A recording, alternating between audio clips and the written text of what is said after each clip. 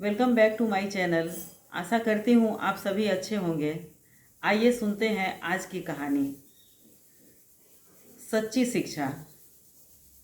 किसी जंगल के बीचों बीच एक साधु महात्मा का आश्रम था और साधु महात्मा उस आश्रम में अपने शिष्यों को विविध प्रकार की शिक्षा प्रदान किया करते थे। सारे शिष्य महात्मा जी की बहुत इज्जत करते थे। महात्मा जी की ख्याति दूर दूर राज्यों में फैली हुई थी। एक दिन दो नवयुवक उनके पास उनके शिष्य बनने की इच्छा से आए। वो दोनों भी उनकी ख्याति सुनकर उनके पास शिक्षा लेने के लिए आए थे। महात्मा जी ने सोचा कि इन दोनों को शिष्य बनाने से पहले इनकी कुछ कसौटी की जाए। ऐसा सोचते हुए महात्मा जी ने उन दोनों को आश्रम में रखे हुए दो मिट्टी के कबूतर लाने के लिए कहा। दोनों ही कबूतर बहुत खूबसूरत और उनके ऊपर बहुत ही अच्छी कलाकृति बनी हुई थी। वे बेहद चमक रहे थे। महात्मा जी ने दोनों नवयुवकों के हाथ में एक एक कबूतर देते हुए कहा, आपके हाथ में जो कबूतर है आप दोनों को उसकी गर्दन तोड़नी है। युवकों ने सोचा यह तो बहुत ही आसान काम है और इससे हमें कौन सी शिक्षा मिलेगी और महात्मा जी इससे क्या कसौटी करने वाले हैं। महात्मा जी ने दोनों के सामने एक शर्त रखी कि जब तुम लोग इसकी गर्दन तोड़ रहे होगे उस समय तुम लोगों को कोई नहीं देख रहा होगा। यदि किसी ने देख लिया उस समय तो तुम दोनों इस परीक्षा में निष्फल हो जाओगे। युवकों ने सोचा कि यह तो बहुत ही आसान और सरल काम है। ऐसा सोचते हुए दोनों आश्रम से बाहर निकल गए। एक युवक आश्रम से थोड़ी दूर जाने के बाद सोचा कि यहाँ तो मुझे कोई नहीं देख रहा है, यहाँ तो दूर दूर तक कोई दिखाई भी नहीं दे रहा है, तो यहाँ मैं इस कबूतर की गर्दन तोड़ सकता हूँ। और दूसरा युवक बहुत दूर घने जंगलों में जाकर एक पेड़ के नीचे बैठ गया और सोचा कि यहाँ तो कोई भी दिखलाई नहीं दे रहा है और यहाँ मैं इस कलाकृति की गर्दन तोड़ सकता हूँ। और जैसे ही वह उस कलाकृति की गर्दन तोड़ने के लिए हाथ बढ़ाया वैसे ही उसकी नज़र पेड़ पर बैठे हुए एक पक्षी पर पड़ी। अब उसने सोचा कि यह तो मुझे देख रहा है तो मैं यह काम यहाँ पूरा नहीं कर सकता हूँ।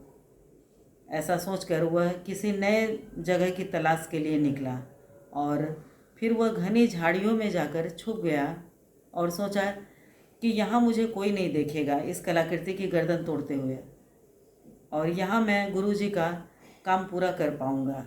लेकिन तभी उसने देखा कि झाड़ियों में बहुत से कीट पतंगे और मक्खियाँ उड़ रही है। तो वह सोचा कि ये तो मुझे देख लेगी। ऐसा करते हुए ऐसा सोचकर वह वहाँ से भी निकल गया। बहुत देर तक सोच विचार करने के बाद उसके दिमाग में एक उपाय सूझा। वह ज़मीन में एक गहरा गड्ढा खोदकर उसके अंदर बैठ गया और सोचा कि यहाँ तो मुझे कोई भी नहीं देख रहा है, यहाँ मैं अपना काम पूरा कर लूँगा। और जैसे ही वह उस कलाकृति की गर्दन को तोड़ने के लिए सोचा तो उसे दिमाग में उसके आया कि कम से कम इस कलाकृति में जो आंखें बनी हुई है यह तो मुझे देख रही है। ऐसा सोचते हुए उसने उस कलाकृति के ऊपर एक कपड़ा ढक दिया और अब वह उस कलाकृति की गर्दन तोड़ने के लिए हाथ बढ़ाया तो उसने सोचा कि मेरी अपनी आंखें तो मुझे यह करते हुए देख रही है। ऐसा सोचकर उसने अपनी आंखें बंद कर ली और फिर वह उस कलाकृति की गर्दन तोड़ना चाहा और जैसे ही उसने हाथ बढ़ाया वैसे ही एक और आवाज़ उसके अंदर से आई कि मैं तो तुम्हें देख रहा हूँ।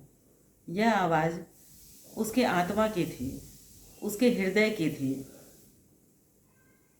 तब उसे समझ में आ गया कि महात्मा जी मुझे कौन सी शिक्षा देना चाह रहे थे। उसने तुरंत उस कलाकृति को लेकर महात्मा जी के पास पहुंचा और उनसे कहा कि मैं तो आपके कसौटी पर सफल नहीं हो पाया। मुझे क्षमा कर दीजिए, मैं आपका काम पूरा नहीं कर पाया हूँ, क्योंकि हर जगह मुझे कोई ना कोई आंखें देख रही थी। और अंत में जब मैं इसकी गर्दन तोड़ने के लिए हुआ तो मेरी अंतरात्मा की आवाज़ मुझे आई कि कोई नहीं भी देख रहा है तो हर समय मैं तुम्हें देख रहा हूँ। और ऐसा सोचकर मैं यह काम नहीं कर पाया। मैं आपकी कसौटी में असफल हो गया हूँ। तो गुरुजी ने कहा, हे युवक, तुम इस कसौटी में असफल नहीं बल्कि पूर्णतः सफल हुए हो। और मैं इस माध्यम से तुम लोगों को यही शिक्षा देना चाह रहा था कि तुम्हारा हर कर्म और क्रिया उस परमात्मा की नज़र में है, और तुम जो भी कोई भी काम करोगे तो उस अपार शक्ति से कुछ भी छुपा हुआ नहीं है। और जब भी तुम इस चीज़ को अपने ध्यान में रख कर कोई भी कार्य करोगे तो कोई भी अनुचित कार्य करते समय तुम्हारे पैर स्वतः रुक जाएंगे।